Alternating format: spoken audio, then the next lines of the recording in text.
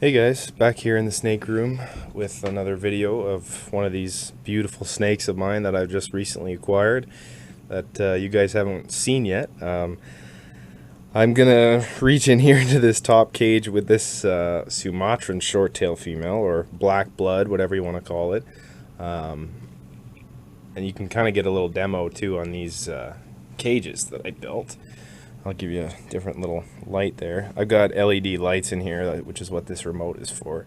As I mentioned in my video about the Brettles pythons, that's what these cages are destined for.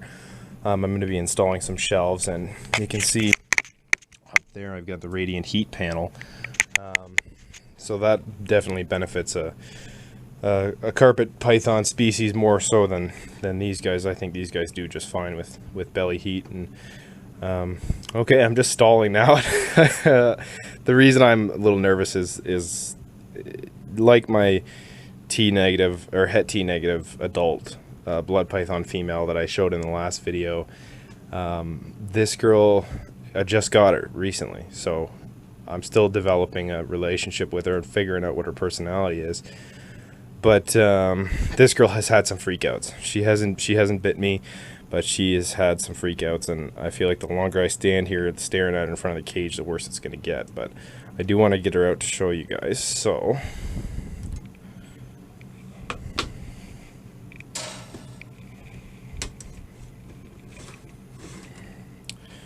I'm just going to slide this open and just gently redirect her face. But she still wants to know what's going on. So I'm going to reach in here, put the hook down.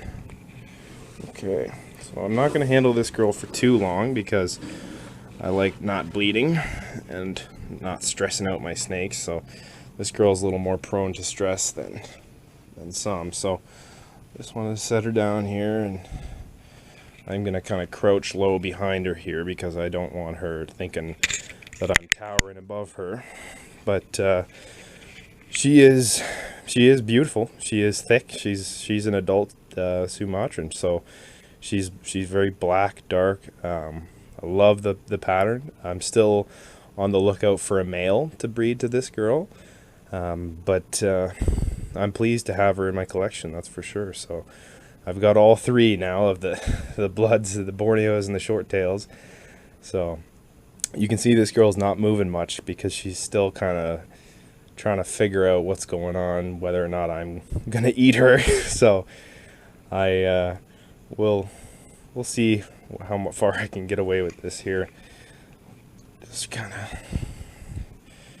try to let her know here that everything's all right, and keep the pointy end faced away from me.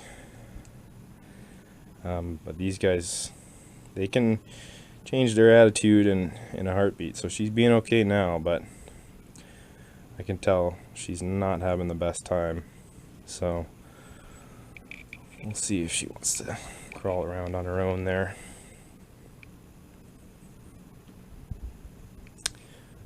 Guess not.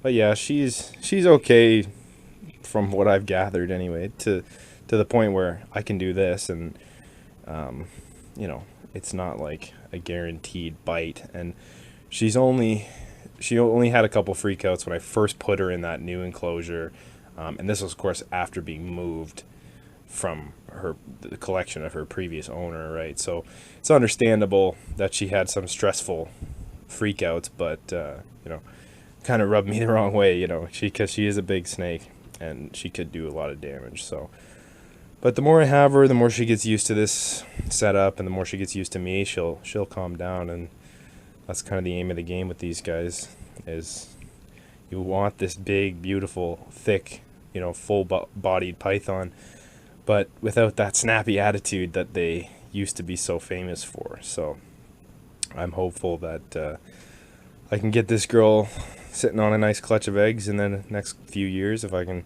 get a nice male.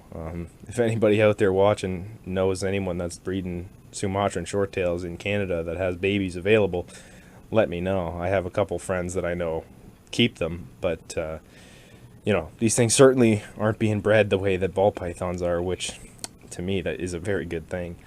The less people doing it, the better I feel. And quite truthfully, I don't think, as most of you watching this already know, this is not a species. A blood python, a Sumatran shorttail, or a Borneo shorttail is no species for a beginner. Even me, you know, 10 years on with plenty of experience, even with big snakes with my retics, you can hear it in my voice. This girl still makes me a little bit nervous, you know. So if you just have one ball python or a corn snake or something like that, and you're thinking about getting one of these, you know, think twice. Of course, everybody does has to start somewhere with the big snakes, but I recommend maybe finding someone in your area that has large species like this that you can interact with before you've committed to buying one.